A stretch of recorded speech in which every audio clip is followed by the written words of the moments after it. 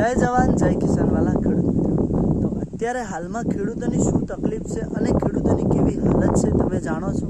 કે અત્યારે જે ખેડૂત પાક પકવે છે અને એ જ પાકને માર્કેટમાં લઈને જાય છે ત્યારે ખેડૂતને પૂરો ભાવ નથી મળતો અને ખેડૂતનો હક પણ નથી મળતો અને એના કારણથી અત્યારે મોટાભાગે ખેડૂતો દેવાની અંદર ઉતરે જાય છે કે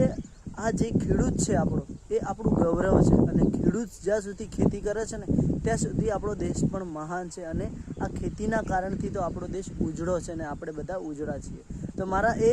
140 કરોડની આબાદીના માણસોને હું કહેવા માગું છું કે ખેડૂતોએ તો એવો શું ગુનો કર્યો છે કે એ ગુનાની સજા જેને નથી કરી એ સજા ખેડૂતને મળી રહે છે, કારણ કે એક ખેડૂત અનેક લોકોના પેટ ભરે છે અને એ જ ખેડૂતને જો દેવામાં ઉતરવાનો દાડો આવતો હોય અને પછી છેલ્લે એ જ ખેડૂતને એના ખેતરના જેઠે ગળા પાહો ખાઈને આત્મહત્યા કરવાનો દાડો આવતો હોય ને તો એ ખેડૂતને હું આજે કહું છું કે મારા વાલા ભાઈ, આજે આપણે હવે સંગઠન કરવાની જરૂર છે અને એક સાથે મળીને ખેડૂતને ન્યાય માગવાની જરૂર છે, જેથી આપણને પૂરતો ન્યાય મળે અને જે આપણો પાક છે, આપણે જે પાકમાં આટલી કાળી મજૂરી કરીએ છીએ એનો સાચો હક આપણને મળે। તો વાલા ખેડૂત મિત્રો, એક સાથે જોડાવા માટે બે હાથ જોડીને નમ્ર વિનંતી છે અને વિડીયોને કમેન્ટ કરજો અને ચેનલને ફોલો કરી દેજો, જેથી કરીને આપણા બધા જ ખેડૂત મિત્રોને ન્યાય મળે અને ખેડૂત ભાઈઓ સક્સેસ થઈ શકે। નહીંતર આ દુનિયા હવે ખેડૂતને જીવવા દે એવું મને દેખાતું નથી, કારણ કે આ દુનિયા પૈસાની પાછળ ભાગે છે, ખેડૂતની ઇજ્જત અને ખેડૂતની મર્યાદા પાછળ નથી જોતી।